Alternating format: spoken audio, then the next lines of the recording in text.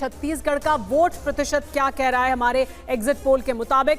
छत्तीसगढ़ की कुल सीटें हैं 11 और यहां पर जो वोट प्रतिशत है वो अब आपके स्क्रीन पर आ चुका है। एनडीए को 58.97% वोट मिल रहे हैं, इंडिया गठबंधन को 32.36% और अन्य के खाते में 8.67% वोट। तो ये तस्वीर छत्तीसगढ़ की। लेकिन छत्तीसगढ़ की सीटों में किस तरह से ये परिवर्तित हो रहे हैं और 11 सीटें छत्तीसगढ़ की, इसमें क्या तस्वीर उभर कर सामने आ रही है। तो सीटें अब आपके सामने आने वाली हैं।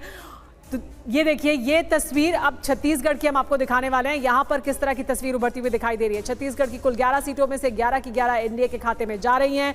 इंडिया गठबंधन को कुछ नहीं मिल रहा है। तो ये तस्वीर छत्तीसगढ़ की। मध्य प्रदेश के बाद यहां पर भी एनडीए का क्लीन स्वीप।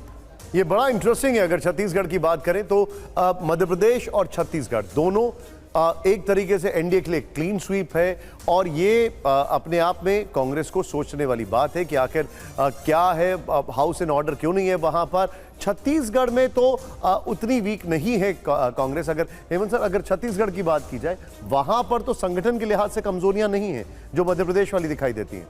नहीं, छत्तीसगढ़ में की स्थिति है कि छत्तीसगढ़ गुजरात के बाद भारतीय जनता पार्टी का एक ऐसा राज्य है जो संगठन के लिहाज से मजबूत है और जो जातीय आधार है उस हिसाब से मजबूत है।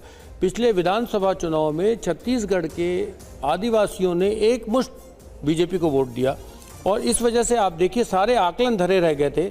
सब लोगों ने कहा था कि कांग्रेस छत्तीसगढ़ में फिर से सरकार बनाएगी, लेकिन आदिवासियों के वोट से वहाँ पर कांग्रेस सत्ता से बाहर हुई और वही आदिवासी इस बार इस आपके अनुमान में रिफ्लेक्ट कर रहे हैं। पाटिल जी इस वक्त हमारे साथ हैं कांग्रेस से। राजेश जी ने हमें अभी स्टूडियो में ज्वाइन किया है। राज्य है, शायद वो राज्य बनने के बाद पहली बार वहाँ न्याय हुआ है कि एक आदिवासी मुख्यमंत्री को बनाया गया। राजेश जी हमारे साथ हैं। राजेश जी, जो अभी तक की जो एनालिसिस है उसमें ये है, आपने अभी ज्वाइन किया है, डाउन साउथ बीजेपी को गेन्स हैं, कर्नाटक में लॉस है, दिल्ली में क्लीन स्वीप है, मध्य प्रदेश में क्लीन स्वीप है, छत्तीसगढ़ में क्लीन स्वीप है, राजस्थान में 5 सीटों का लॉस है। आपका टेक इस पर? नहीं, इसमें मेरा टेक कोई ख़ास नहीं है क्योंकि जो पहले चुनाव से पहले जो सर्वे आप लोगों ने करवाया था ये कमोबेश उसी रास्ते पर जा रहा है और जिस तरह के प्रेडिक्शंस किए हैं जो पोलस्टर्स ने किए हैं कि जैसे प्रशांत किशोर ने किए थे कि दक्षिण भारत में कुछ गेन करेगी बीजेपी और तमिलनाडु में और केरल में एक सीट शायद जीत जाए और उधर उड़ीसा और पश्चिम बंगाल में गेन करेगी, लेकिन बाकी जगह पे सीटें कम होंगी। तो वही राजस्थान में 5 सीटें कम होना भारतीय जनता पार्टी के लिए बहुत एक तरह से झटका है। मोदी ने वहाँ पर, जो प्रधानमंत्री मोदी हैं, उन्होंने वहाँ पर सीधे सीधे हिंदू मुसलमान की बात कही थी। वहाँ 5 सीटें कम होना एक सिग्निफिकेंट चीज़ है। मध्य प्रदेश में असर नहीं पड़ा है अकॉर्डिंग टू ये इस के अनुसार।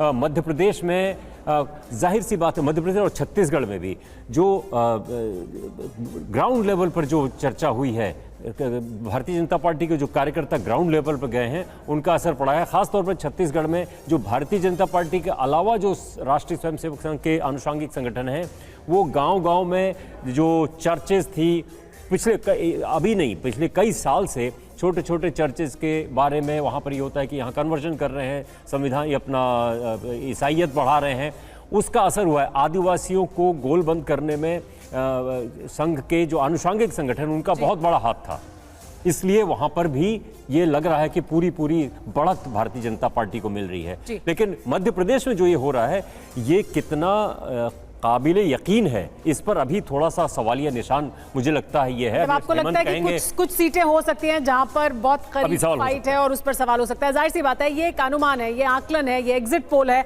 एग्जैक्ट पोल 4 तारीख को आएगा, तब भी आप TV9 भारतवर्ष देखते रहिएगा। पुष्पेश पंची, लेकिन क्या जो उत्तर भारत में तस्वीर दिख रही है उसमें साफ तौर पर देखा जा सकता है कि जहां पर भी डायरेक्ट फाइट में है बीजेपी और कांग्रेस, वहां पर कांग्रेस कहीं सामने खड़ी दिखाई नहीं दे रही?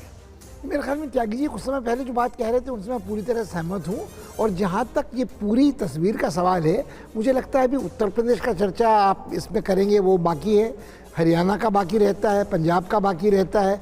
तो मुझे लगता है कि फिल्म अभी बाकी है वाली बात भी है, मगर कहीं ना कहीं जो आदमी खुद महसूस कर रहा था उससे इस पोल में थोड़ा मतभेद होना स्वाभाविक है। जी, के शर्मा जी कुछ कहना चाहते हैं? के शर्मा जी। देखिए सुमेरा जी, जो अभी तक आपने एग्जिट पोल के जो अनुमान दिखाए हैं उससे एक बात तो स्पष्ट है कि माननीय प्रधानमंत्री नरेंद्र मोदी जी के नेतृत्व में जो है तीसरी बार सरकार बनने जा रही है, भारी बहुमत के साथ सरकार बनने जा रही है। पर जो 2024 का जो परिणाम है ये भारतीय जनता पार्टी की बड़ी उपलब्धि को दर्शाएगा। यदि मैं छोटे राज्य जहां एक सीट है, यदि ऐसे जो केंद्र शासित राज्य हैं यदि इनको छोड़ दूं, यदि बड़े राज्यों की बात करें तो ऐसा कोई राज्य नहीं होगा जहां भारतीय जनता पार्टी का कोई एक ना एक सांसद न हो। हर राज्य होंगे। पहले हमें बड़े सुनने को मिलते थे कि दक्षिण भारत में केरल में आपका खाता नहीं खुला, तमिलनाडु में खाता नहीं खुला, आंध्रा में आपका खाता नहीं खुला, लेकिन जो अभी आप रुझान दिखा रहे हैं कि पूरे जितने भी राज्य हैं देश के हर जगह भारतीय जनता पार्टी का एक ना एक 2 3 4 सांसद जो है निश्चित तौर पे होंगे। ये भारतीय जनता पार्टी के लिए बड़ी उपलब्धि होगी। और जितने भी अभी आप दिखा रहे हैं कुछ राज्यों में ऊपर नीचे हो सकते हैं, लेकिन निश्चित तौर से जो लक्ष्य हमने तय किया था हम उस लक्ष्य के करीब निश्चित तौर से पहुंच रहे हैं, उस लक्ष्य को प्राप्त करने वाले हैं।